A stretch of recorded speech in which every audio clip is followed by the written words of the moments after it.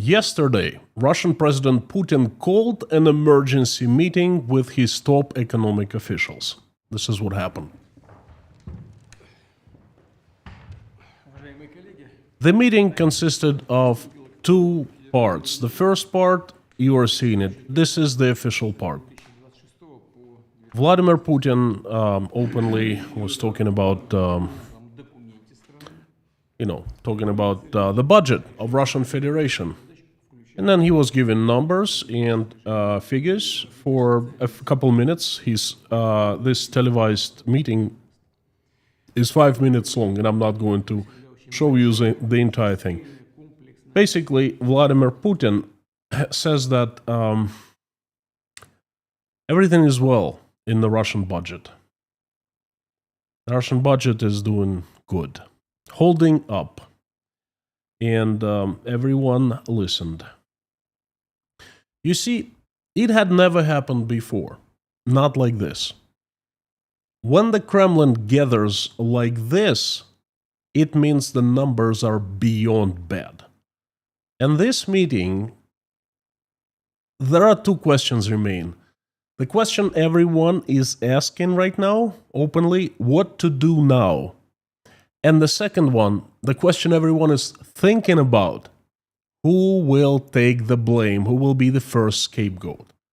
Tonight I'll give you the weekly review of Russian economy with numbers, figures, facts, and events, and give you my insights on who President Putin will make the first scapegoat for failing Russian economy, for a catastrophe in the Russian economy, and why he will do that.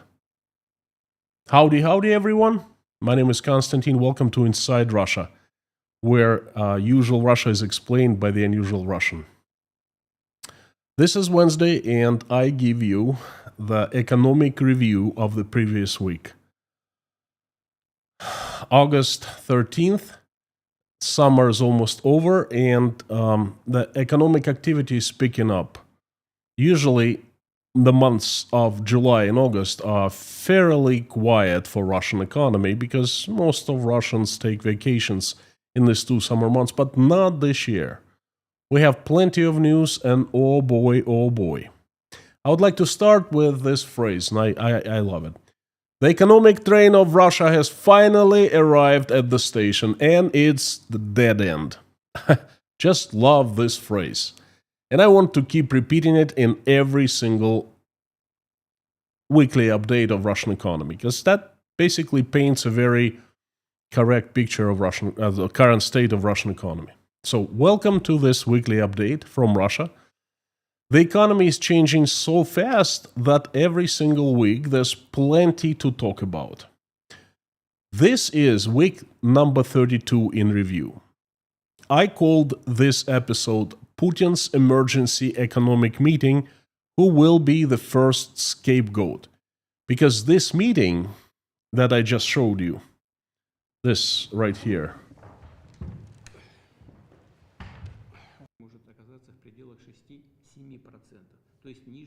this meeting is the dominant event, not only of the past week, but pretty much of the last 3 years, if we are talking of Russian economy.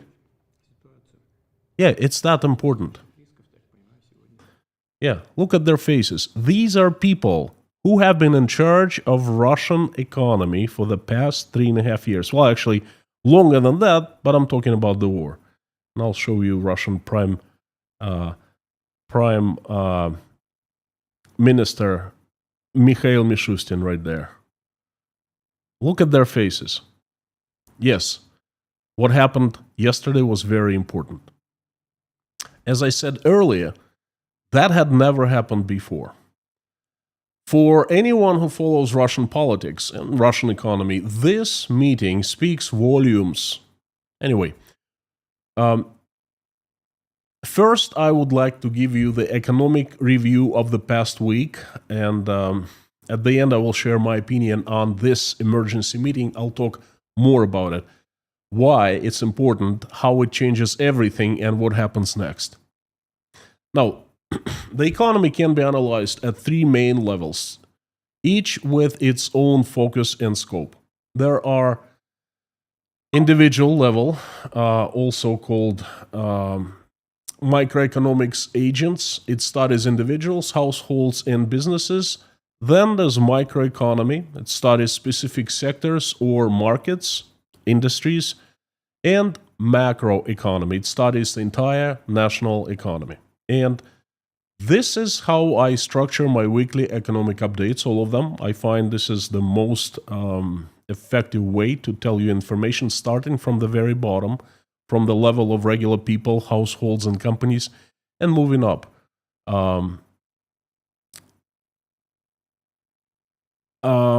So this is it. This is my weekly economic update here at Inside Russia. And I start with microeconomic agents. Basically, it's about what impact the changes in the economy have on the lives of regular folks, regular people. I have a very good example today. I would like to, instead of telling you, I actually want to show you something. I want to show you a video. And I will translate as the video goes. From the all paratrooper firefighters, all the firefighters of Petrozavodsk district, we are making excuses, asking to forgive us from all residents of Republic of Karelia, that's northern district of Russian Federation, well, northern region of Russian Federation, right next to Finland, used to be part of Finland. So he's apologizing, saying from all of us, from the firefighters, we would like to apologize to all the residents for the burnt forests, for the burnt blackberry fields, blueberry fields, for all the forests. This is not our fault. We are doing our best. We just cannot do anything more than that. We don't have any strength, any energy left. We are on the verge. We have nothing left. We jump from the fire to fire, and we do it without getting paid voluntarily. We're not getting paid. They don't pay for transportation, for food. We have no place to take showers. We have no place to eat. We have no places to wash our clothing. We don't have any buildings. We don't have HQ. We don't have any strength left.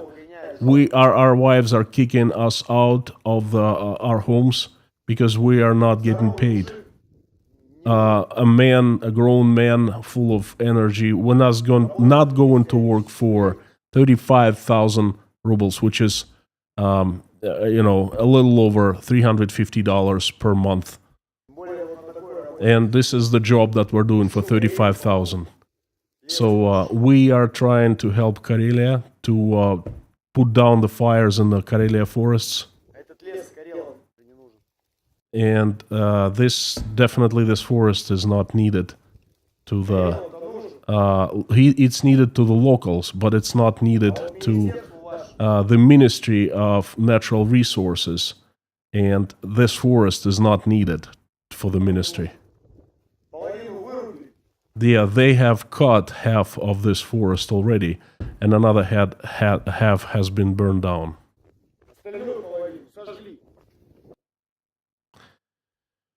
Well,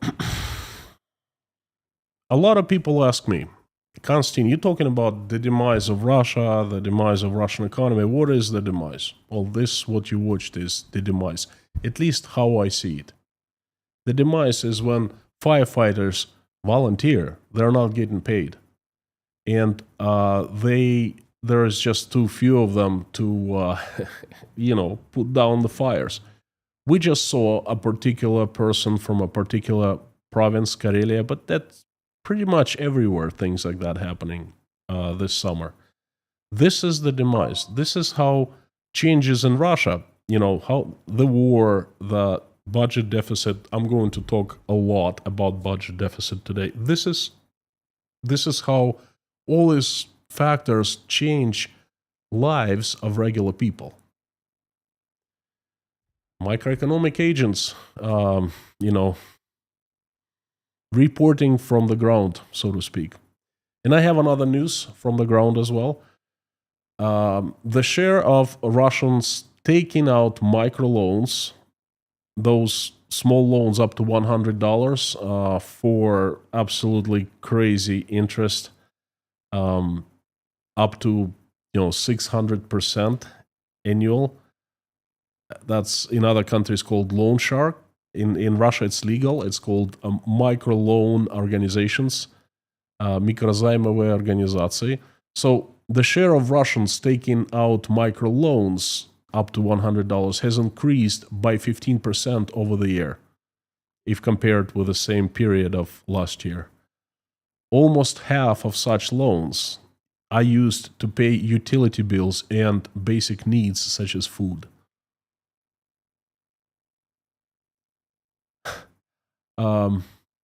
Experts attribute the increase in demand to the deterioration of the availability of regular bank loans.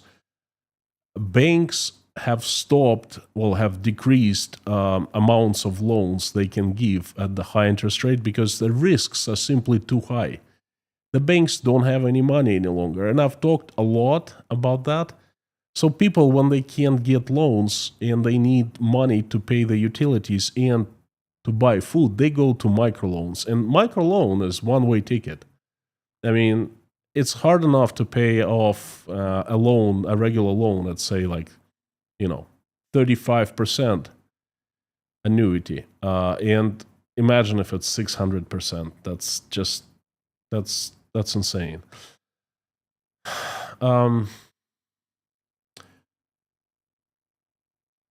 You can talk, Russian government can talk a lot about how well Russian economy is doing, how lives of Russian people are becoming better, how Russia is successfully circumventing the economical sanctions. I've heard that BS up to here in the last 3 years from different people, from Putin himself and from his minions of different officials. Propaganda definitely all over this information, but let me tell you something. You want to know the real situation in the economy, go and talk to the firefighters who are getting paid 35,000 rubles per month, which is, the utility bill in my Moscow apartment that I sold a couple years ago, right now, and I checked with my neighbors, right now is 18,000 rubles. Imagine that. So if that firefighter has a similar utility bill, then he's left with, about $200 per month for a family to provide food, services, goods, to pay for education of the children, clothing, etc. $200, $50 per week. That's how Russian economy is doing. So if you want to know real truth, go to pawn shops. They're booming right now. And, go and see what people get there to sell. Go and see how many loans are taken, microloans are taken. Then you'll have a pretty good picture of what is really going on in Russia. Now I would like to move to microeconomy. Before I do that, just a quick thank you. Thank you so very much for being a part of Inside Russia community. Thank you for watching, liking, commenting. That helps a lot. That inspires me to move forward, to wake up every day and sit in front of the camera and inform the world of the truth that is happening in Russia. Thank you for the coffees that you buy me at buymecoffee.com, for Patreon, PayPal. Demonetized. Tomorrow will be 1 year to the date since Google demonetized me. But I give you a promise, demonetized or not, I keep on going. Thank you so very much. Now, microeconomy, the industry news. And I would like to start with a hugely important industry, and that is agriculture. This information that you are getting from me right now is very unique. I'm going to give you the numbers from Rostov province of wheat harvest. The numbers were just released, well, the data. It was just released 3 hours ago. So Rostov province has completed the wheat harvesting. It usually starts July 1st and it lasts until, from 5 to 7 weeks. It's taken 6 weeks, which is absolutely normal. Rostov province is hugely important for Russia because it's the largest wheat grower in Russia out of all provinces. It's breadbasket of Russia and perhaps one of the breadbaskets of the entire world. Yeah, that's that important. So the information about harvest from Rostov and a couple other southern provinces, information will follow tomorrow, day after tomorrow, from Krasnodar and Stavropol. Game changer. It also always tells of the health of the industry because obviously Russian agriculture, the very heart of it is wheat, bread. So the numbers have been released. There have been a lot of speculations in the previous months because, people were forecasting different outcomes for harvesting, myself included. My forecast was negative, but time of the forecasts has gone. Now we are talking about the data, hard data, official data from Russian officials. Now probably the first person reporting on it.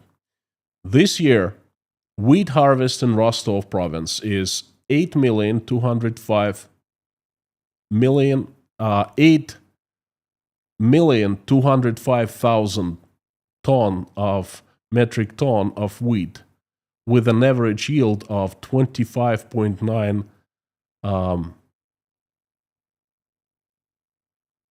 kilos, 100 kilos per hectare. Now, this number is twice as little. This is a twice as little wheat harvest than the wheat harvest in 2023.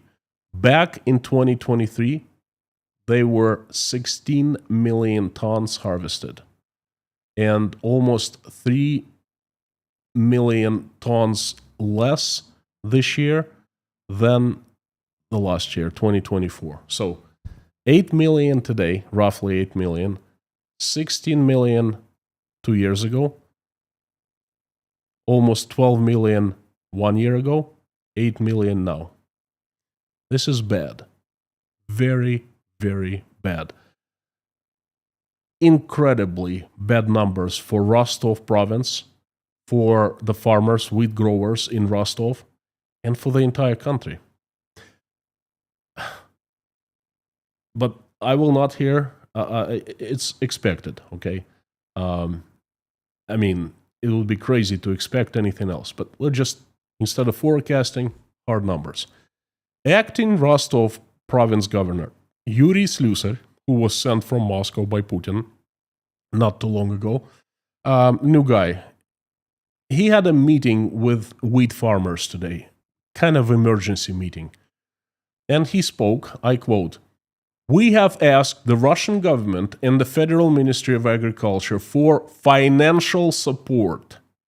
We will look at how to help compensate farmers for the cost incurred, whose crops are dead or damaged, and farmers which yields are very low." I unquote the governor. So it's not like it's not like the governor is trying to feed BS everyone. He can't, because these farmers on the ground, you cannot feed them the BS. Okay, it's their money, it's their wheat, it's their harvest, and things are not well. Well, what were the reasons given for this disastrous situation? perhaps increased financial pressure on the farmers due to high interest rate, perhaps higher taxes. They were increased by 20% this January. Perhaps farmers quitting farming, perhaps lack of foreign cultivated seeds of high yield efficiency, perhaps men mobilized to the war and very few men left to work, perhaps failing machinery and no ability to buy new machines, agricultural machines. Of course not. The real reason, well, at least given by the authorities, the late spring frosts, 40-degree summer heat, like that doesn't happen in Rostov, the drought and low water levels. That is all the result. That is the reason for the low wheat harvest. And this is just Rostov-on-Don and Rostov province. And this very first data starts coming in. Something is telling me that many Russian people will be eating significantly less this winter. In Russia, in 2025, in the world with growing AI, where ChatGPT 5 does wonders, in the world with technological wonders, where electrodes, are implanted on people's brain and make blind people see, these type of things are happening in 2025. And in Russia, the natural resource richest country in the world, many people will not be able to eat enough food this winter. This is the real situation in the Russian economy. We're reaping the results, of the criminal war and everything that's been happening in Russia. Let's move to another industry. Manufacturing. Well, guess what? Manufacturing is not well. More and more industrial enterprises are in trouble. I spoke of all commercial and passenger vehicle plants cutting their pay of their employees by 20%. Last week, it was in my report, that basically they have moved them to 4-day work week or closed doors whatsoever. All Russian passenger and commercial vehicle manufacturers. More news like that from Russia this week. 2 large tractor manufacturers, Leningrad tractor plant and Chelyabinsk tractor plant, are doing the same, cutting employees' pay by 20%, moving them to 4-day work week. Also, Chelyabinsk electrical metallurgical plant, cutting employees' pay by 20% starting September 1st. The reason? Overstocking and dropping sales. Well, it's not just manufacturing, it's cement. Well, cement is also manufacturing, I guess. Production. Another cement plant is in troubles. Semros plant, one of the largest cement plants in Russia, has notified the employees of 20% pay cut, 4-day work week, right here. And that is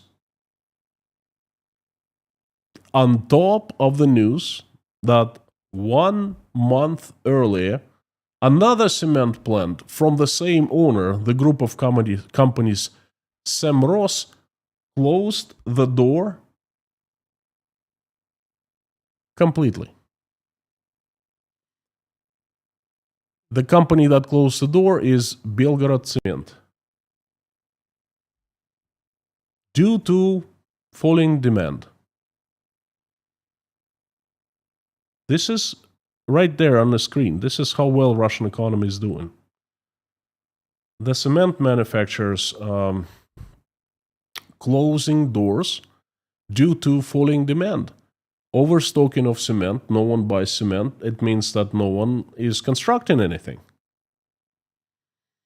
That's a pretty good indicator of how well Russian economy is doing. Now, let's zero in on one of the large truck manufacturers. Well, actually, Russia's largest truck manufacturers. A very famous plant called KAMAZ. Large trucks, as you know, built in the USSR and has manufactured trucks. Always, it's one of those. It's like Chevy in America. Okay, KAMAZ in Russia. Well, KAMAZ has shown net loss in the first half of 2025, and the loss is 20 billion rubles, which is around 250 million US dollars. Well, let's compare with the last year.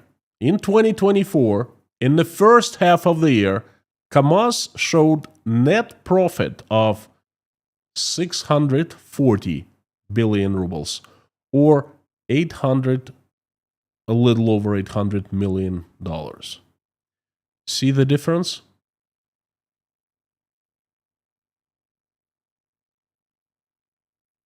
Incredible. Absolutely incredible. You know what? I think I made a mistake there. Not the $20 billion is not 200 million. That's it's about 25 million. Okay. So last year, KAMAZ had a net profit of $800 million in the first half. And this year, it has net loss of 25 million. See the difference? Do you know how it's called? That's right, the economic tsunami. Imagine the economic multiplier. How much money is not going to be taken and created, how much value is not going to be created for the economy, how much taxes will not be paid by KAMAZ, how much wages will not be paid to people by KAMAZ, how much money the economy is losing there, because all those people who are not paid, they will not buy any goods and services, they will not buy food. You know, they are in trouble, and the businesses who cater to them are also in trouble. No one to buy goods or services from local businesses. It means that businesses are closing. No one will buy cars, houses, and they will buy less food. I think you get the picture. Moving on to Gazprom. Gazprom. It's Russia's and world's largest natural gas producing and exporting company. Gazprom, along with oil companies, has been the bread maker for the Russian economy for as long as I can remember. Well, I have some news for you today. Gazprom is not doing that well, but to understand the magnitude, I'll just give you one number. Gazprom exports to Europe of natural gas have hit the lowest in 50 years. In 50 years, Europe had always been the best customer for Gazprom. Territorically, Russian gas is right next to Europe, and there have been multiple pipelines going from Russia into Europe. For 50 years, there was lots of Russian gas pumped into Germany, France, Italy, Denmark, and Austria, in other countries, in the USSR, in Russia. That gas was helping Russia to survive. That gas was helping Russia to survive the collapse of the USSR. That's it. It's all gone. Boy. The source of this information is Reuters, and it's trustworthy. It's true. I checked. Everyone has reprinted the information. That's just absolutely incredible. The only operational pipeline from Russia to Europe right now is the Turkish Stream That's the southern pipeline. And the amount of gas has halved, being transported by the Turkish stream in 2025 compared to 2024. There are 60 billion cubic meters of Russian natural gas are currently overstocked, stored in Russia, and they don't know what to do with it. Come and get it. Except there's no one to come and get it. No, that's not going to happen. That is the disaster. Well, there's another disaster in the making, and it's called Rosatom. And that's another very famous company. It's not just a company, it's the industry. It's Rosatom is a huge corporation, the country within the country, really. It is 100% state-owned, and it is the producer of all nuclear energy in Russia and in many nuclear plants abroad. Rosatom,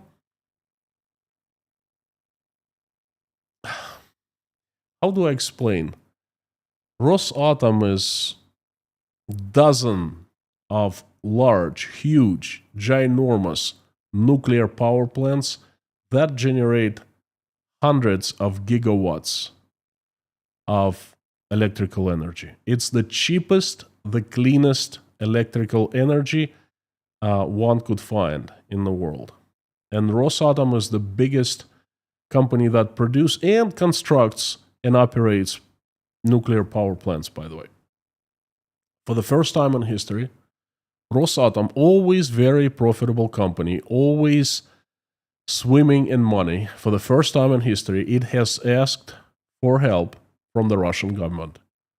It has asked for a subsidy from the Russian budget.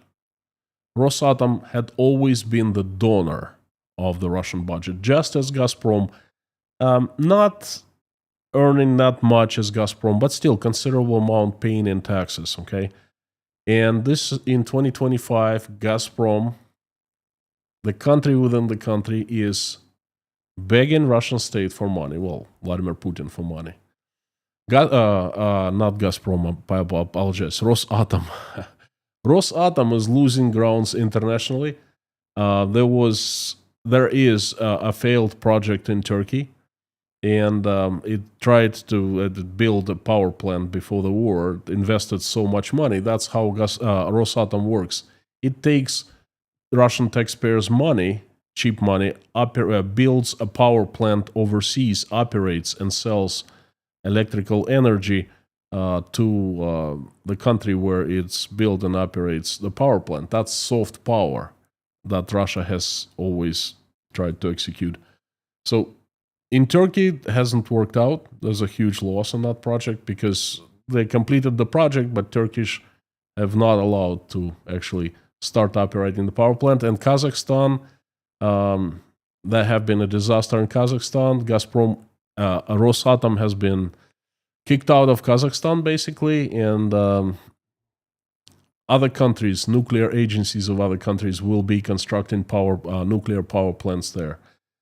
A Russian nuclear power plant giant, Rosatom, is going in red and asking for money from the Russian government. Another problem, banking. Oh boy, that's a big problem in the making. One Russian bank, Moscow Credit Bank, Moskovsky Kreditny Bank, MKB Bank, a very large bank, very reputable, has requested help from the central bank. As it turns out, for the third time, twice already this year, it had problems with the central bank, and now this is the third time it's asking for an infusion of liquidity because it lacks own liquidity. This is not discussed publicly in the Russian news. This kind of information you need to look for, okay? But it's there. It's there. MKB Bank is in trouble. This could be the first domino in the set of domino fall. All banks are in trouble, and we're just waiting for the first one to fall. And actually, you know what? I shouldn't say that. We're waiting for the first one not to be bailed out by the Russian state, by the central bank. And I'm keeping my eyes open. It's one of those things I stay on top of every single day because that is huge. News, news, news, news, news. This is enough about microeconomics, but you see how many news come out every single week? Every single day, there are so many news. You know, I have to actually cut the news significantly. I only choose about a dozen or so news. I don't want other news go to waste. So I have come up with Formula 54. I carefully select 9 news every single day and make them available to patrons of Inside Russia. For anyone who signed up to become patron of Inside Russia channel.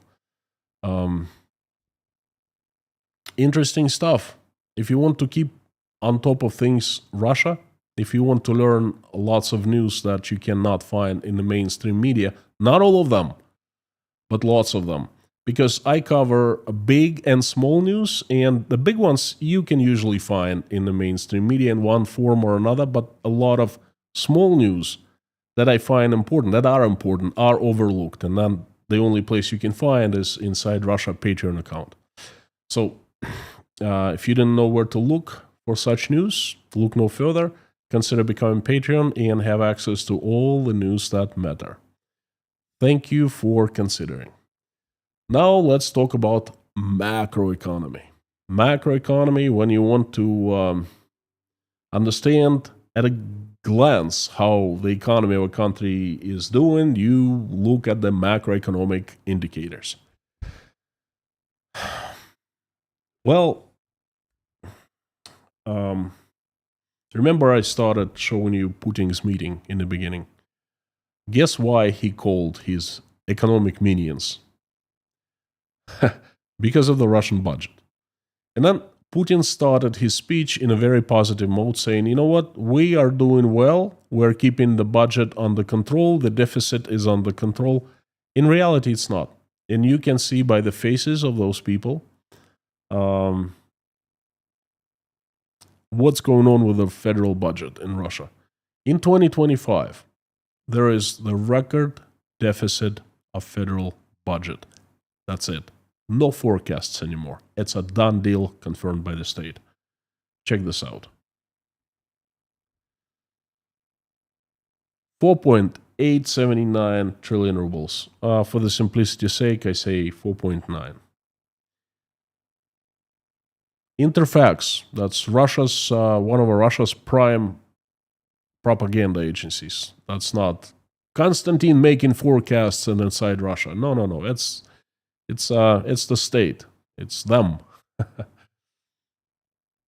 Combined expenses exceeded combined revenues by 4.9 trillion rubles, or 62 billion US dollars. This is the deficit for 7 months only.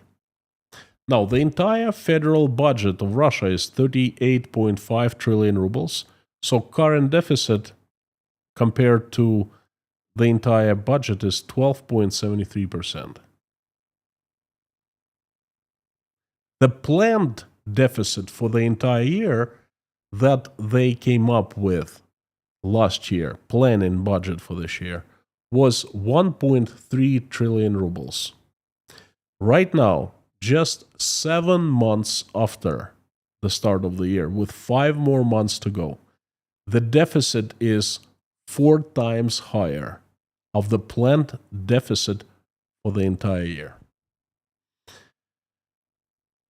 I don't know how to tell you so you understand the importance of these numbers. Any economist, economic scientist, or just regular economist will understand the scale of catastrophe of what I'm talking right now.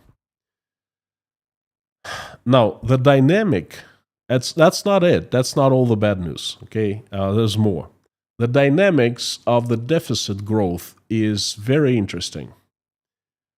Just in July, in the previous month, in 1 month, the deficit amounted to 1.2 trillion rubles.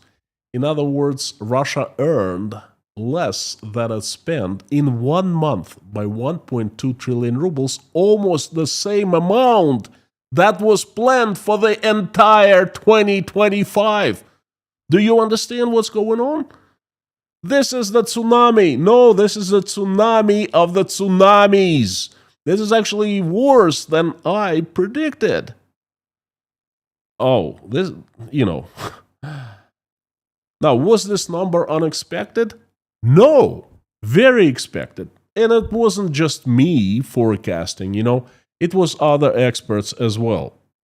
It was basically, in the beginning of the year, there were two cohorts of the economic experts. One pessimistic, one optimistic.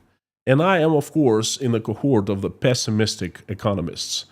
And I forecasted in my live stream that I do in the beginning of every single year. This year I made it on January 2nd. So I forecasted different things for Russian economy. And the budget deficit, I forecasted, I talk about deficit around 6 or 7 trillion rubles. So I am on target after 7 months. Imagine what's going to happen to the budget deficit by the end of the year. 8 trillion at least, and perhaps more. That is, okay. Definitely keeping my eyes open. I'm on target so far. Target is exceeding my forecast. Russia simply spends more and more and earns less and less. And project this to a household. Imagine you sitting listening to me right now. Imagine spending more and more and earning less and less and using up all the savings that you had made. And then finally you're out. And this is it. There's no magic there. At one day, you go to the bank and it's zero there, and there are so many debts. And the bank does not give you any more loans because they say, hey, you have too much credit on your hands. Okay, now it's time to pay, but you have no income, zilch. And what happens then? I think you all know. This meeting that I showed you in the beginning, right here, look at this happy faces of these people. This meeting that I showed you was this meeting that happened yesterday evening was the direct result of the budget deficit numbers. Putin got it. He got the numbers, real numbers. I don't know either he got them yesterday or before. I think he just woke up in a way. I think he just understood the reality of the situation and he called up these people. And this is beyond emergency. This is a catastrophe. If I were to summarize the current state of Russian economy in one sentence, I'd say federal budget is 4.9 trillion rubles, which is 12.73% of the entire budget. And that's it. Any economist understands what I'm saying. Now, there are other news as well in Russia. And one of the news is about Russian oil. As you might remember, there was the 18th package of European sanctions against Russia, European economic sanctions. And one of the sanctions was the ceiling at which, for Russian oil, the maximum price at which Russian oil can be bought was moved from $60 per barrel to about $48 per barrel. Let me remind you, the old price ceiling actually was working. So now this new price ceiling of $48 per barrel will cost Russian budget 4 trillion rubles until the end of the year. From June to December, Russia will earn 4 trillion rubles less selling its oil. 6 remaining months are not going to be well for Russian oil exporting industry. Now, what about Indians? The Indians, consumers of Russian oil. The latest on India after this 18th sanctions package, and then Donald Trump also about 2 weeks ago imposed 25% tariff on everything that the United States buys from India, because the Indians help Russia circumvent the sanctions and keep on buying Russian oil.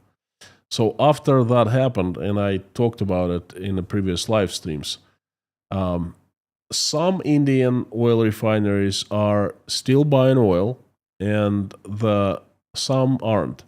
The ones that are buying oil are private companies. There are large oil refineries, and one of them is under sanctions from Europe right now, so it's a huge hit to that refinery. It cannot sell any products to Europe, gas, diesel. But the thing is, the state-owned refineries are not buying Russian oil. And if you look at the market of India, the state-owned refineries, although they're smaller ones, they amount to 60% of the market. And privately owned refineries, 40%. So a few of privately owned refineries keep on buying, not 100% of them, but some of them still keep on buying. But then the government-owned, state-owned refineries have stopped. Huge, huge, huge hit to Russian oil industry, because India is the largest and one of the 3 remaining customers for Russian oil. Another one is China, 1 million barrels per day. India, 1.5 million barrels per day. And everyone else, all other countries and customers, 0.9 million barrels per day. That's how much Russia exports oil to these 3 customers, major customers. So India is partially out. Huge, huge hit. Now let's move to a very interesting number that came to my attention. The health of Russian businesses. How do you estimate the health of businesses? Huh? Well, take a guess. By counting how many businesses remain in the country. So if you have the net of businesses growing every year or every month, I don't know, every period, then fairly your economy is growing. And it means that the conditions are there for people to open businesses and actually to do business, to create products, add value to the economy, to create services, to sell everything. And then if net amount of businesses shrinking, then it means that something is very wrong in your economy. Now, in the first half of 2025, about 95,000 businesses, small and medium usually, opened in Russia. First 6 months, 95,000 opened. First 6 months, 141,000 closed. 95,000 opened, 141,000 closed. Minus 46,000 businesses, okay? It's called the mortality rate of business. This is a new term for me. I didn't coin it. I saw the translation. Birth rate of businesses and mortality rate. Okay, fine. That pretty much explains the situation. Now, the business mortality rate in the first 6 months of 2025 is almost 1.5 times higher than the birth rate. Most often, businesses in the trade, construction, and manufacturing industries closed. And this was reported by a Russian newspaper Izvestia. It's part of Russian propaganda as well. And Izvestia cited Rosstat. And everyone, all other media, smaller media, reprinted this news. So it's Rosstat. It's the very heart of Russian state. It's official. Perhaps they're sugarcoating it, but even their sugarcoating looks like a clown from Stephen King's book It. Okay? That's sugarcoating. Perhaps the situation is even worse. But if we take what they're giving us, the numbers that they're giving us, this is not good. It is the first year in Russia's recent years, in recent history, that more businesses closed than opened. Before, even in the time of war in 2022, 2023, 2024, more businesses opened than closed. The reason for that? The economic tsunami. This is one of the faces. Increased taxes, increased prices of fines and licenses, increased pressure from tax inspectors, increased costs of products and services, and hugely important, disposable incomes of people are shrinking. The economy is shrinking. The sales of everything shrinking. All the industries are shrinking.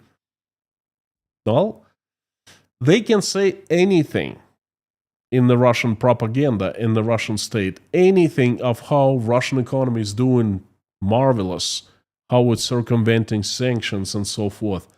But these numbers don't lie. Businesses are closing en masse right now. They either just close down or close the doors or declare bankruptcies. And you know what bankruptcy means, right? That others who that business owes, they don't get paid. And it goes like a chain reaction. The number of bankruptcies is also hitting record highs, but I'll talk about that in the next review, next Wednesday. Now, the price of gasoline, and that's very important. This is sort of a micro economy indicator, but this is very important, and I am putting it into macro because it influences a lot of things. So the price of gasoline is setting all-time records right now. Since January 1st, premium gasoline has increased in price by 28%, and the regular gasoline has jumped in price by 29%. In July, Russia produced the minimum amount of gasoline in 5 years. The reason? I think you know the reason. Ukrainian drone attacks. Very efficient strikes. They put Russian refineries out of commission. And, by the way, I'll talk about the attacks this coming Friday in 2 days when I release Russian Crazy Friday news update. There have been quite a few attacks.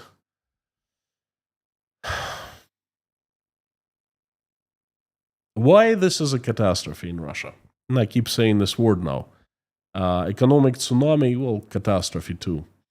Why Putin is calling this situation, his economy minions, and asks them what they will be doing to help the situation. That's exactly what he was asking them. Usually, so why is this a catastrophe? Usually, when there's federal budget deficit in any country, okay, these things happen. I mean, recessions happen once in a while. Usually, states borrows money to patch up the hole in the budget, to cover the deficit. Just like if you temporarily made less money, let's say 1 month, than you spent you spend on your bills, and you know it's just 1 or 2 months occasion. You go to a bank and you borrow some money to cover up your expenses, the deficit. And that's what usually countries do. Well, not this time. Countries expect that the good economic times come and the debt will be repaid. And others know that the countries will enjoy better economic times. They will, sooner or later, they will enter a period of growth and they would repay their debt. So they lend money to such governments. And this is not the case in Russia right now. Russian state cannot borrow abroad due to the financial sanctions. Russian debt is strictly outlawed for pretty much everyone, Europeans, Americans. The Russian state cannot borrow domestically. No commercial banks interested, and they don't have money. And people aren't also interested for two reasons. First is, historically, Russian people do not trust the state with their money, and for a good reason. There were many occasions when state just stole people's money, not on single occasion, on multiple ones. And the second reason, and it's even a better reason, okay? Russian people simply don't have any savings to buy government bonds. And that's how the government borrows money, by issuing government bonds. People simply can't bail the government out. Was this situation unpredictable? No. Again, I have been talking about that for 3 years. Now I don't have to forecast anything. We are all seeing what's happening in Russia. I'm very surprised how fast things are unfolding, okay? And I would like to tell you about the meeting that happened in Moscow yesterday. There are a couple questions. First of all, why this meeting took place, what happens next, and again, the question who no one is asking out loud, but everyone is thinking about, who will be the scapegoat, the first one. Now, why this has happened is very, very easy, because the numbers are bad. They're bad. Russia has been spending so much more that it's earning, and has been earning less and less and less increasingly, right? So this is why we are at the point where we are standing. Predictable, forecasted, What happens next? Really hard to say. I connect yesterday's meeting with Putin's possible travel to Alaska day after tomorrow and talking to Donald Trump. A very odd meeting. And if Putin does fly to Alaska, which I still am having a hard time believing, but let's say that if he does fly and he sits down and talks to Trump and his people, most likely it's going to be a confidential talk, and we will not know the whole story. And most likely, one of the reasons Vladimir Putin is forced to fly there is to negotiate some kind of a bailout. We will learn only in the future. I'm pretty sure that the information will be confidential. That explains, at least somewhat, his possible visit. Now, he can ask for help from the United States, and it would be absolutely insane just to think that the United States actually would bail Russia out. I mean, think of 3 years ago what was happening. Russia was isolated, was made a pariah in the world. Putin was compared to, a certain guy with a mustache in Germany a long time ago. And now Putin flies to Alaska to discuss possible bailout, economic bailout. Something is insane, but you know what? It looks like we're living in an insane world. So that's one thing he can do. If he doesn't get, or he doesn't ask for bailout, or it's out of the question, what Russian state can try to do is to print money. And at this point, it is the only option in this economic model. And this is quasi market economy. Okay, it's I can't say it's free market economy because there are regulations now, like price control in Rostov province.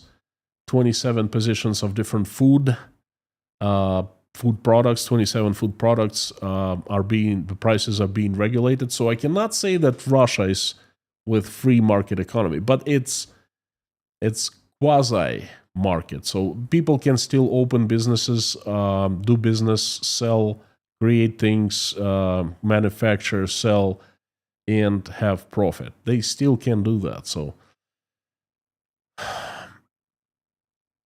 Putin and these people who were sitting at the table, you know,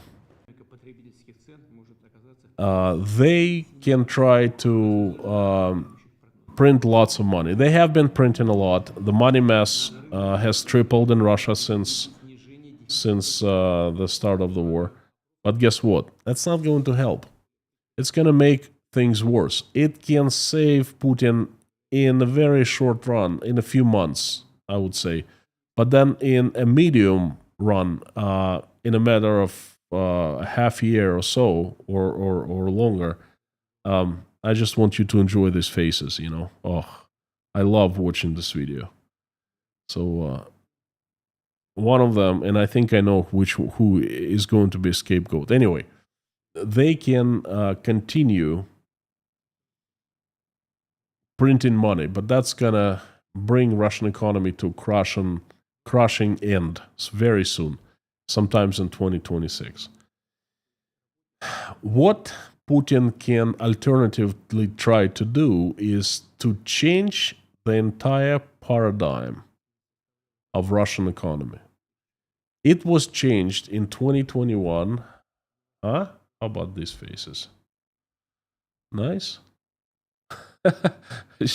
I gotta make it wallpaper on my computer. I love it. Okay, I absolutely love it. Now,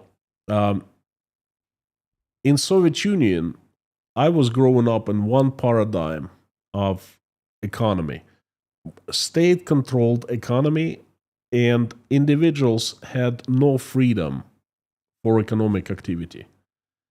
That's authoritarian economy. So the USSR fell apart and Russia was born. And Russia became free market economy. For the first 10 years, it was true free market economy without any influences from the state. That was fantastic time. And then state started getting stronger and stronger. The KGB was growing like Hydra, you know, and getting stronger every single year. And Vladimir Putin was building the vertical of power, and he is, at this point, he has perfected. The vertical power is nearly perfect. Okay, it's the system of governing Russia that relies on Vladimir Putin as the very top, the king, the czar. And he has many servants at different levels in Russia who follow orders without thinking, questioning the orders. In return, they get to use the power that they have to enrich themselves. That's a very simple yet very effective system. Now, what Putin might attempt to do is to change the paradigm like it was changed in 1991. He will make one of these people, perhaps a couple of them, perhaps there will be somebody else, perhaps a group of people, just like Stalin did in the 30s. He will make these people scapegoats. He will come up and he will address the nation saying, you know what, things are much worse than we thought. The budget deficit, oh my God, it's 7, 8, 9 trillion rubles. Wasn't supposed to be like that. There were mistakes made, and you know what? We found enemies inside Russian state. Inside Russian, our very, very trusted people turned out to be enemies.